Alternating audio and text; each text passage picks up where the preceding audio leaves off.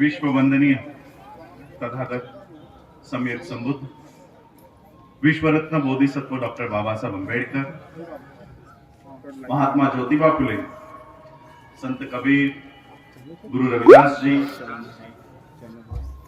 और जिन जिन महापुरुषों ने और महानायिकाओं ने हमारे हक और अधिकार की लड़ाई लड़ी, उन सभी महापुरुषों को और महानायिकाओं को मैं प्रथम त्रिवार वंदन करता हूं।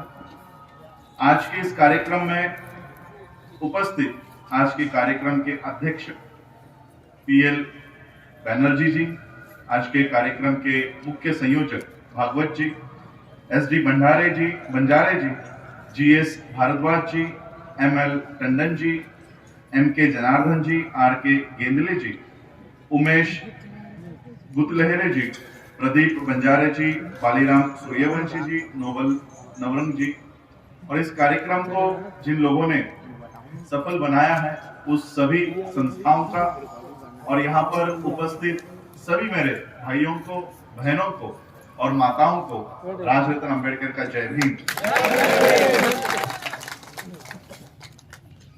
आज मेरे संबोधन को शुरुआत करने से पहले मैं एक बात आप लोगों को बताना चाहता हूं, वो ये है कि डॉक्टर बाबा साहब अम्बेडकर जब लंदन में पढ़ाई कर रहे थे तब वो अन्य साहित्य भी उसके ऊपर रिसर्च किया करते थे, पढ़ाई किया करते थे, और उन्हें वहां पर लंदन की पढ़ाई करते समय भारत में जो छुआछूत के विरोध में, बराबरी के समर्थन में जो लोग लड़ाई कर रहे थे उनके बारे में उनको पढ़ने को मिला, और उसी साहित्य में उन्हें गुरु घासीदास जी के बारे में पढ़ने को मिला।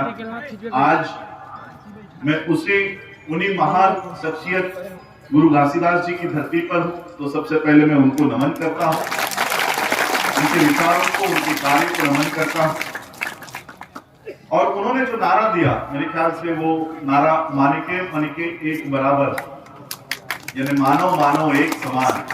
मुझे लगता है बुद्ध के बाद तथागत बुद्ध की इस विचारधारा को अलग अलग प्रांतों में अलग अलग नारों से अलग अलग मानवों ने वो फैलाया, तो तथागत बुद्ध के इस विचार को कि हम सब एक है, इक्वल है, हम सब मानव है, तो इस विचारधारा को मैं नमन करता हूं। आज इस मुंगेली की धरती पर, मैं आज उनकी धरती पर यहाँ पर आया हूं, तो सबसे पहले उनकी विचारों को नमन करता हूं। आज हम लोग संविधान दिवस के उपलक्ष्य में यहाँ पर इकट्ठा हुए हैं। इस संविधान को 72 साल पूरे हो चुके हैं, 72 इयर्स। मेरे सामने आज 2-3 वर्ग यहाँ पर बैठा हुआ है, महिला वर्ग है, हमारा युवा वर्ग है, हमारा पुरुष वर्ग है, तो सभी के लिए कुछ ना कुछ मैसेज मैं अपने स्पीच से देना चाहता हूं।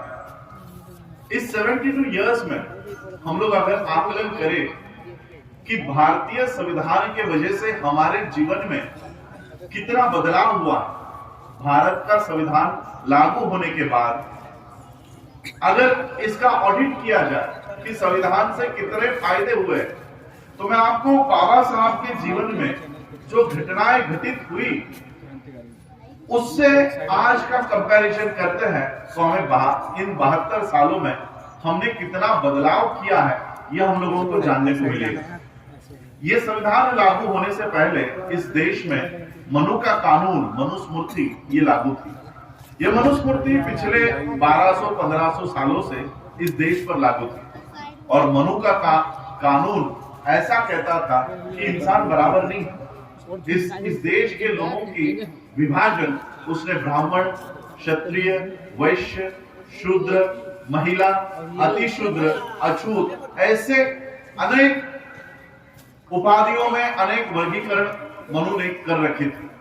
और ये कानून, मनु का कानून, ये विधि लिखित था, इसलिए इसे कोई बदल नहीं सकता, ऐसे लिखा गया था।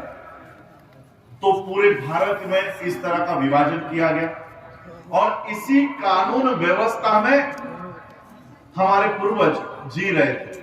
बाबा साहब भी इसी कानून व्यवस्था में जी रहे थे, उनके पिता, उनके पिता के पिता भी इसी कानून में जी रहे थे।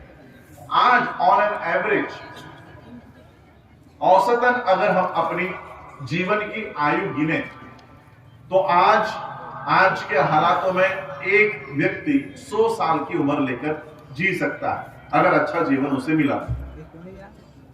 तो 1200-1500 साल जो हम लोगों ने मनुस्मृति के कानून में बिताए हैं, सोचिए हमारी कितनी पीढ़ियां उस कानून में गुजरी होंगी।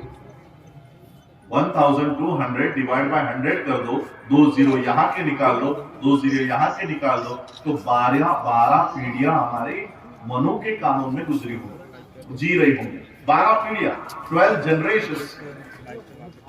और संविधान अभी लागू होकर कितने साल बीत चुके हैं? 72 ईयर्स।